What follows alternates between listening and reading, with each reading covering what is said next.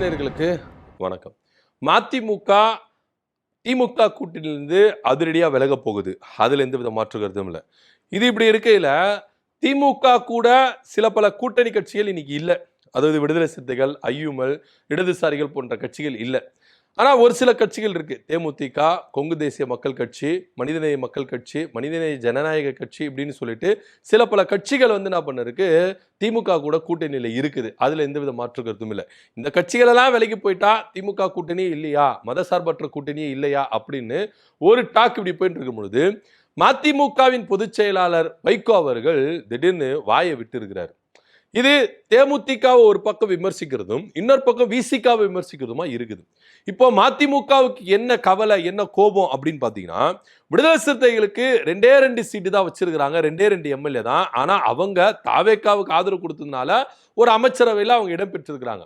ஆனா இங்க நமக்கும் 2 எம்எல்ஏக்கள் இருக்கிறாங்க. ஆனா நம்மளால தாவேக்காவுக்கு ஆதரவு கொடுத்து அமைச்சரவையில் இடம்பெற முடியலையே அப்படின்ற ஒரு கோபமும் வலியும் மதிமுகவுக்கு இருக்குது. ஏன் அப்படின்னா, திமுக கூட்டணியில மதிமுக இடம் பெற்றிருந்தாலும் தனிச்சின்னத்துல நிக்க முடியல.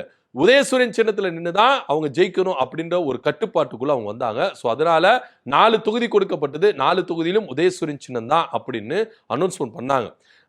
அதுக்கப்புறம் சீர்காழியில சுயேட்சா நின்னுக்கலாம் அப்படின்னு தான் முடிவெடுத்தாங்க. ஆனா சீர்காழியில நின்ன மதிமுகவின் எம்எல்ஏ செந்தில் செல்வன் அவர்கள் இல்ல சுயேட்சையில நின்னா தோக்குற நிலைமை இருக்கு, அதனால உதயசூரியன் சின்னத்துல நிக்கலாம் அப்படின்னு சொல்லிட்டு லாஸ்ட் மினிட்ல அவர் என்ன பண்ணாரு, உதயசூரியன் சின்னத்துல நின்னாரு.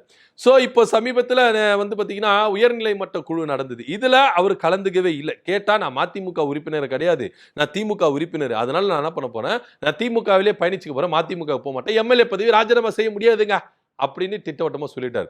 இதனிடையில ஒரு நிகழ்ச்சியில ஐயா வைகோ அவர்கள் பேசும்போது என்ன பண்ணிட்டாரு, வார்த்தையை விட்டுட்டாரு. என்ன அப்படின்னா, தேமுதிகவுக்கு எதுக்குங்க நீங்க 10 சீட்டு கொடுக்கணும், அவங்க கிட்ட உறுப்பினரே சரியா இல்ல, பூத் லெவல்ல இல்ல, கிளை செயலாளர்கள் எதுவுமே இல்ல, ஒரு கட்டமைப்பு அவங்க கிட்ட இல்ல, கட்சி செதறி போயிருச்சு.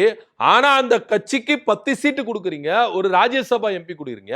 இத்தனை ஆண்டு காலம் உங்க கூட நாங்க பயணிச்சோம், எங்களுக்குன்னு சில கட்சிகளுடைய கிளை செயலாளர்கள் கட்டமைப்புகள் எல்லாத்திலும் இருக்குது, 234 தொகுதியிலும் கட்டமைப்புகள் இருக்குது, எல்லாத்தையும் நாங்க ஸ்ட்ராங் பண்ணி வச்சிருக்கோம். ஆனா எங்களுக்கு 4 தொகுதி தான், அதுவும் உதயசூரியன் சின்னம் தான் அப்படின்னு சொல்லிட்டு தேமுதிகவை ஒரு பக்கம் என்ன பண்ணாரு, விமர்சிக்க ஆரம்பிச்சாரு. இன்னொரு பக்கம் விசிகாவில கிளை செயலாளரே இல்ல, சில இடங்கள்ல அவங்களுக்கு பூத்து இதுவே இல்லை, அவங்களுக்கு பல கட்டமைப்புகளே இல்லை, ஆனா அவங்களுக்கு 8 சீட்டு கொடுக்குறீங்க அப்படின்னு அவங்கள விமர்சிக்கிறாங்க. சோ பேரு மட்டும் சொல்லலையே கண்டி விமர்சிச்சது எல்லாமே 10 சீட்டு ஒரு ராஜ்யசபா யாருக்கு கொடுத்தாங்க, திமுக கூட்டணியில தேமுதிகவுக்கு தான். 8 சீட்டு யாருக்கு கொடுத்தாங்க, விடுதலை சிறுத்தைகளுக்கு தான்.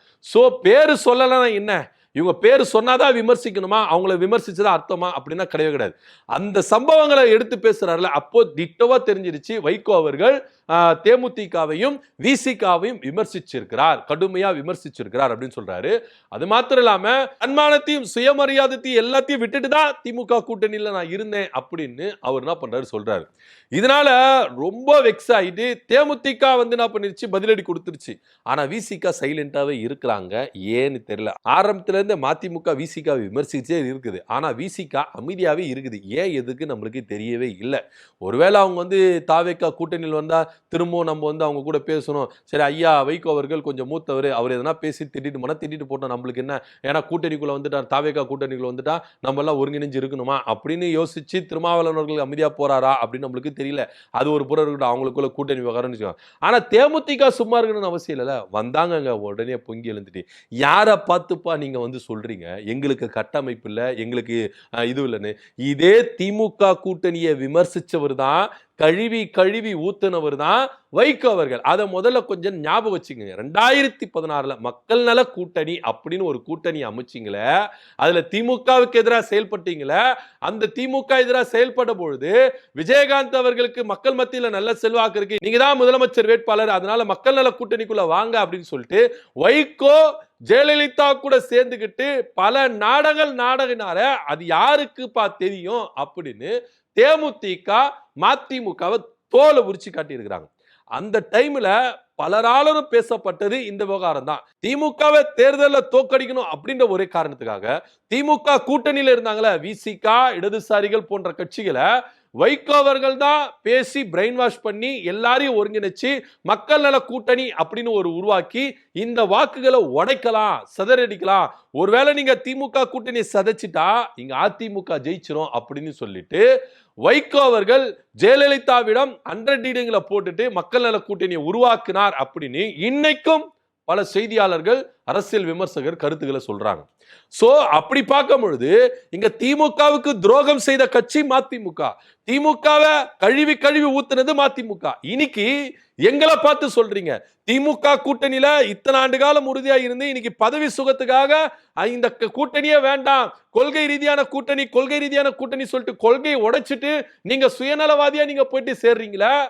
நீங்க நல்லவங்களா நாங்க நல்லவங்களா அப்படின்னு தேமுதிக சரமாரியான கேள்விகளை கேட்டிருக்கிறாங்க. உண்மையிலேயே இது யோசிக்க வேண்டிய ஒரு விஷயம் தான். ஏன்னா இப்ப மதிமுகவுடைய நிலைப்பாடு என்னவா இருந்தது அப்படின்னு பாத்தீங்கன்னா, 2 எம்எல்ஏ இருக்கிறாங்க அவங்களுக்கு. உதயசூரியன் சின்னத்துல இருந்தவங்க 2 எம்எல்ஏ, ஆனா மதிமுக காரங்க அப்படின்னு சொன்னாங்க.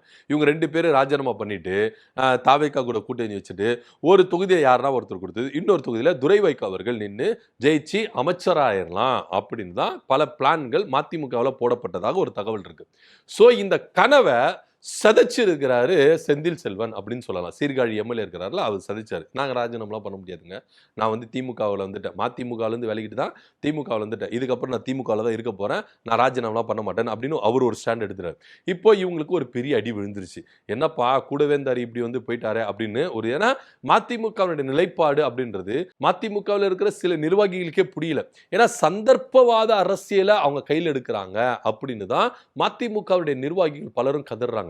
ஏன் அப்படின்னு பாத்தீங்கன்னா, நேத்து வரைக்கும் நீங்க திமுக கூட்டணியில இருந்தீங்க, அவங்க பாஜகவுக்கு எதிரான ஒரு அலை இருந்தது, பாஜகவுக்கு எதிராக ஒரு போராட்டம் பண்ணணும், கருத்துக்களை முன்வைக்கணும், விமர்சனம் முன்வைக்கணும் அப்படின் போது திமுகவோட ஒன்று சேர்ந்து என்ன பண்ணாங்க, செயல்பட்டாங்க.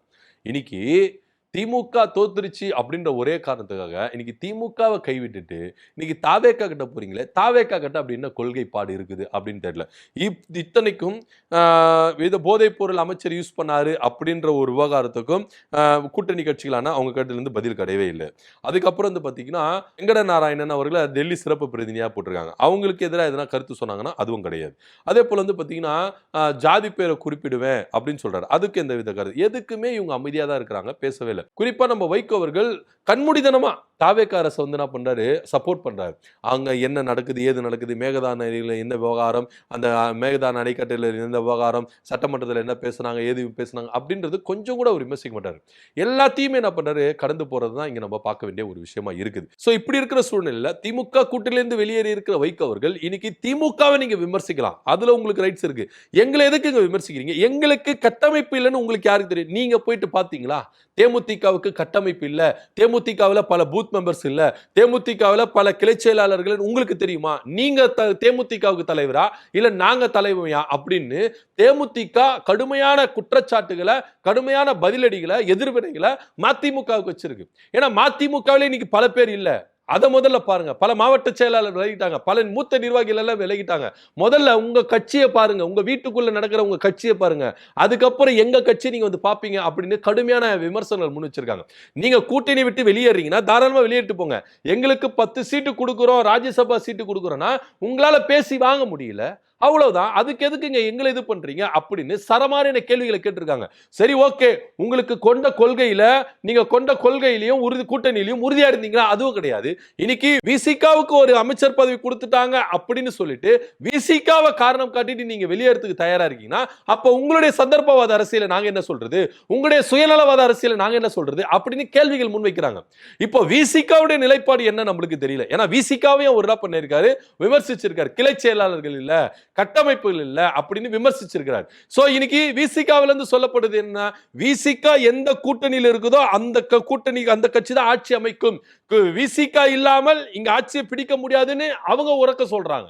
அந்த அளவுக்கு கட்டமைப்புகள் இருக்கு, எங்களுக்கு சக்தி இருக்குது, அந்த அளவுக்கு நாங்க வளர்ந்துட்டோம் அப்படின்னு சொல்லிட்டு விசிகா சொல்றாங்க. ஆனா விசிகாவை சிறுமைப்படுத்துகிற விதமா தான் மதிமுகவின் பொதுச் செயலாளர் வைகோ அவர்களுடைய பேச்சு இருக்கு. இதுக்கு விசிகாவுடைய நிலைப்பாடு என்ன? அவங்க என்ன விதத்துல எதிர்வினையாற்றாங்க?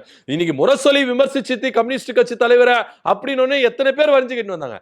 அதே வரைஞ்சு கட்டிட்டு வரது ஏங்க வைகோக்கு வரல அப்படின்ற ஒரு கேள்வி இருக்குல்ல. பொதுமக்கள் அதுதான் கேள்வி கேட்கிறாங்க. பொதுவெளியில அதுதான் கேள்வியாவும் இருக்கு. ஏன்னா இது எல்லாமே ஒரு வகையிலான ஒரு சந்தர்ப்பவாத அரசியலோ அப்படின்ற ஒரு கேள்வி நம்மளுக்கு இருக்குது. சோ எப்படியா இருந்தாலும் மதிமுகவுக்கு தக்க பதிலடி கொடுத்திருக்கு தேமுதிக. எங்க கட்சியை பத்தி விமர்சிக்கிறதுக்கு உங்களுக்கு என்ன தகுதி இருக்குது அப்படின்றத மதிமுகவை பார்த்து தேமுதிக இங்க அதிரடியான கேள்விகளை முன் வச்சிருக்கு. இதை பத்தியோட கருத்து என்ன அப்படின்னு கீழே கமெண்ட் பண்ணுங்க. நன்றி, வணக்கம்.